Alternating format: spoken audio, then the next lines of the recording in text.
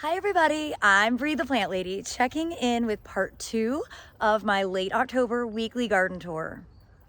Obviously we have been frost free here in central North Carolina. It's actually been really hot and really dry. I have not been watering very well. I'm like barely doing my best just to keep containers watered, but I'm really impressed with how well this border behind me is looking. So without further ado, let me turn this camera around and give you an up close view.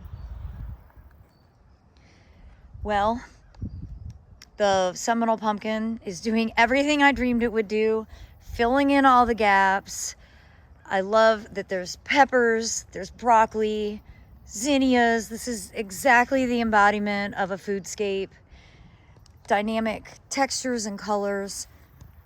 Of course, the zinnias are completely covered in powdery mildew, but just 'tis the season. That can't be avoided. Doesn't matter, they will die with frost. The flowers float beautifully in arrangements, as I've mentioned. And I'm really quite impressed to see how much Nigella is self-sowing, germinating. And this here is Nigella. It's distinct from larkspur in that the leaves elongate.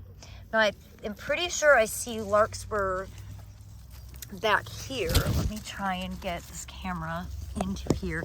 This is larkspur. You see how the leaves are rounder versus this, which is Nigella.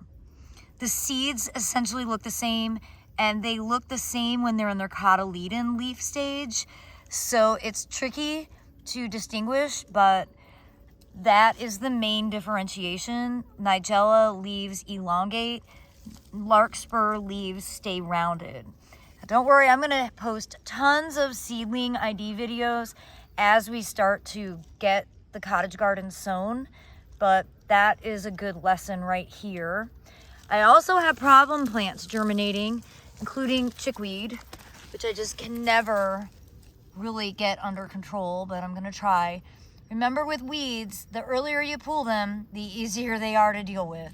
So this is a great stage to come through and pluck them out because they don't have big root systems. They're not pulling out a lot of soil. They're certainly not at seed. And I don't care that chickweed is edible. I don't like it. It's too gelatinous. And I'm not gardening to grow weedy plants that end up smothering out all of the things that I like growing. So that's my advice on weeding. The earlier you get them, the easier it'll be. And making our way down the line, you can really see that Ms. America mustard is starting to bulk up in size. The flower buds on the Edgeworthia chrysantha are really starting to show off that beautiful silvery. The leaves are just starting to change, and that's probably part drought, but also this is a deciduous shrub. It's supposed to lose its leaves. Typically, it's going to be bare foliage, certainly by Thanksgiving. I'd say that's the usual time here in central North Carolina.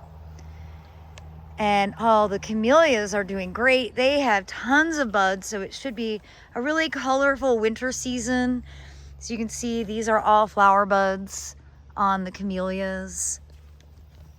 Really, everything in these borders is looking quite good. Plectranthus, it's Mona lavender, lot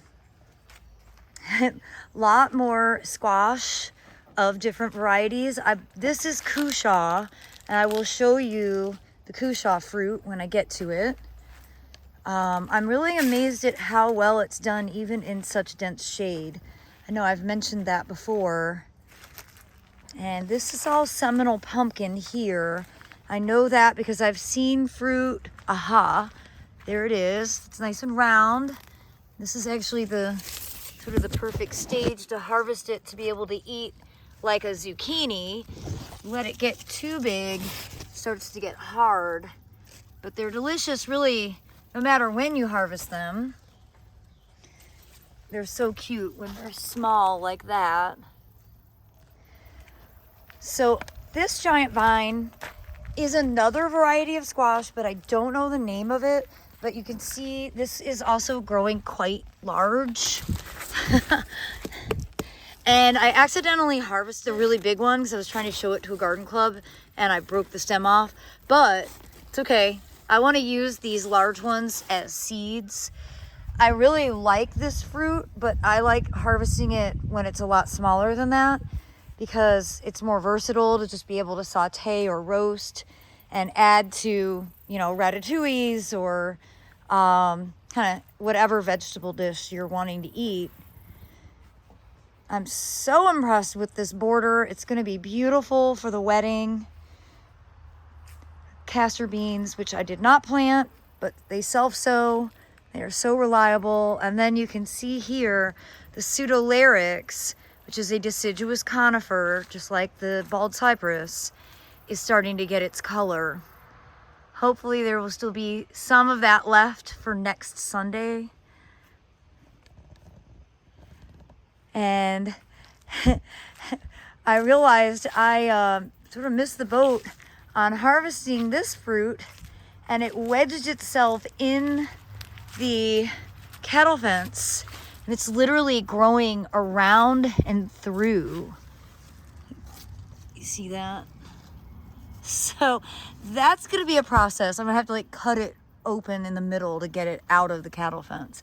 And here's one that's really a good size to harvest now, but because I'm gonna be gone all week, I'm just gonna go ahead and let this one grow and we'll use that as decoration. Yeah, it's a big long vine.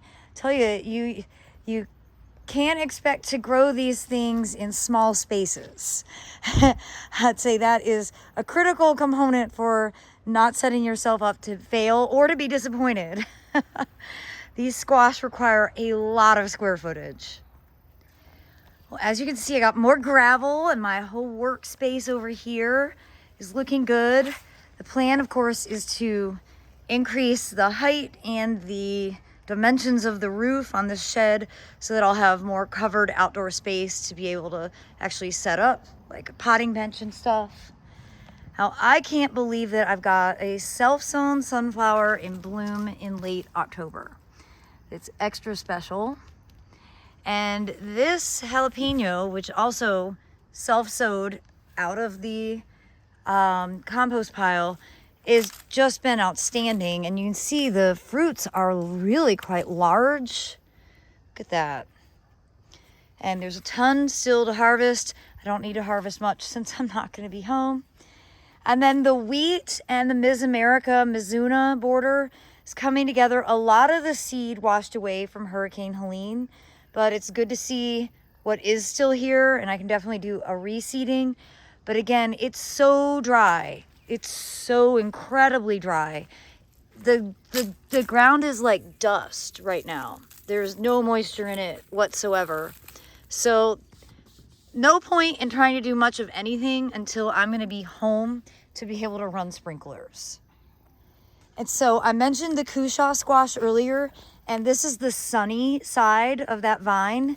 And you can see here is a wonderful fruit. And the cushaw looks distinctly different from the Seminole pumpkin and also from that other one that I'm calling the mystery squash. So I know throughout the seasons I've been telling you, like, I can't ID it until I see the fruit. And this is kind of the moment where I can definitely fully understand what is what, even though I don't know the proper name on that one. That's a new to me variety that I bought during the Georgia Organics trade show. And yeah, we used all the seed packs got thrown out. And so I don't even remember the name of the company that I bought it from. It might have been Common Ground. I need to look them up and see if I can track down the name. Great seed, obviously great vigor, very capable growing plants. So highly recommend them as a seed source. And since I'm over here, I haven't made as much progress as I was hoping to, but time has been limited. But I do have this somewhat cleaned up. I will get this all really wrapped up next week when I get home. I'm gonna mulch along edges and mulch over there just so everything looks clean for the wedding. And I'm so excited about all of the concrete. It's just everything. It's everything I hoped for. It's like, this is just like an incredible runway. We had a little party last night and I was like, oh my gosh, we could have a fashion show here and have everybody stationed in the greenhouse as models go around. That patio, it's just, they've just exceeded all my expectations. I love Southeastern Pro Contracting. They are reliable and easy to work with and very affordable. And it'll definitely be exciting to get this kind of cleaned up and then, of course, decorated for the wedding, which is what we'll be doing a week from now. I will be home. And then an area that probably not everyone is excited about, but I am, is this nursery pad. And if anyone's ever needed a nursery pad in their yard, it's me, because I continuously hoard plants. And so it's great because I've got easy access to a hose. I can keep everything watered, and I've got plenty of room to add more, which, don't worry, I have more plants to add. And while I'm back here, I thought I'd just give you a quick view of how the Part Sun native berm is doing. This section's my favorite with this great Carex. Everything's doing really well. It does need to be weeded, but I'll get to that at some point, probably realistically more in the winter. I'm gonna let all the leaves just fall in place and let them decompose. I'd like to not ever have to mulch this. That would certainly be my goal. I've mulched it once. I don't really want to have to be in the habit of mulching native borders with too much regularity. The goal really is that it's going to be covered by the plants, and I think we've done a pretty good job considering these got planted towards the end of June, how big everything has gotten in that short amount of time. And we haven't irrigated since the beginning of July. So everything is settled in well. I don't think we lost any plants, which is incredible. And I'm really surprised that I don't see more deer damage, but I need to knock on wood. Saying that seems very, very dangerous, breed. These combos I think look so good with the ferns and the heuchera.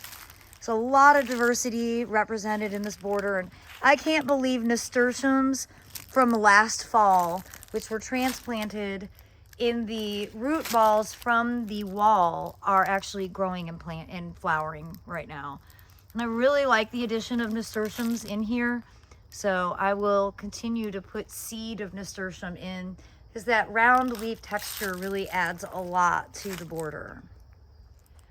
Well, everybody, I hope that this weekly garden tour will serve as inspiration for you, and I look forward to sharing another update with you tomorrow, featuring more of what's growing right here in my gardens in Fuquay-Varina, North Carolina. As always, thanks so much for watching, and happy gardening.